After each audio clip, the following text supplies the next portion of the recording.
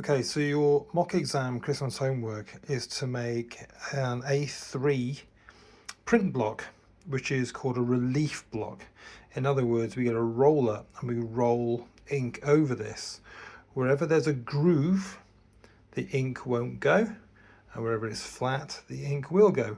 Now, this is all going to be based on your photo montages that you're doing also just before the Easter holiday. So it needs to have some of the visual qualities of your photo montages. And you can see it's full of holes, it's full of pieces that are being stuck together. Sometimes thick card, thin card, sellotape, paint, peel. And you also notice how the shapes all integrate and for example, in through here, how one shape runs through to join another.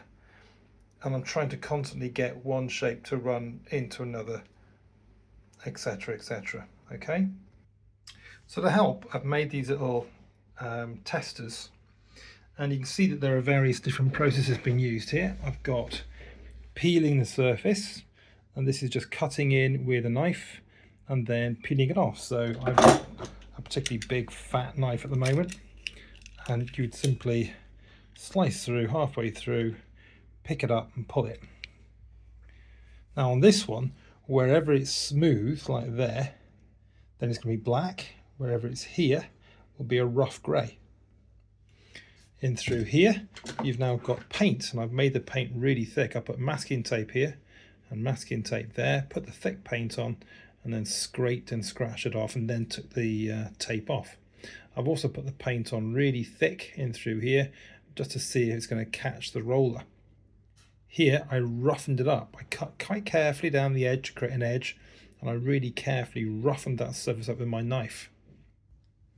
This one is just to create a texture, and so I've got a knife and pierced it many times, and this is a pair of scissors banged into the surface.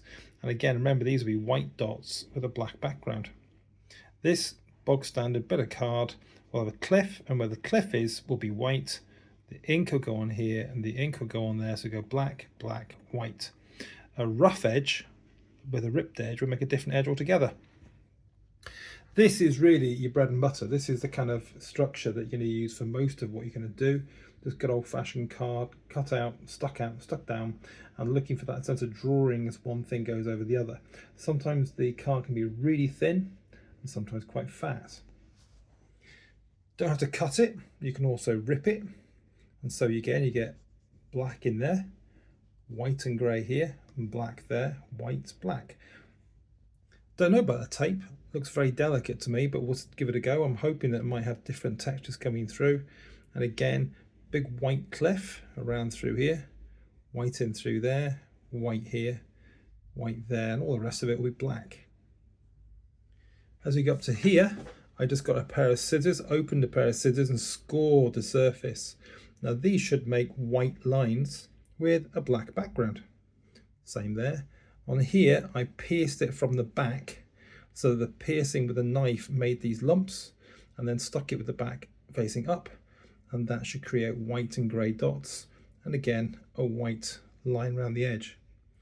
This is tin foil, and tin foil, if you're careful, if you stick it down well, can create areas of smoothness as well as rough texture. I've also stuck on a nice smooth shape which creates a white border.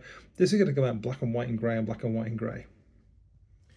This one, same thing, although here I actually pressed down really hard to smooth the tin foil off, and then I cut it out of another bit of card, stuck it on top, and here I'm peeling off the top coat. Wherever I peel it will go a lighter grey, and this will be black, and this will be black.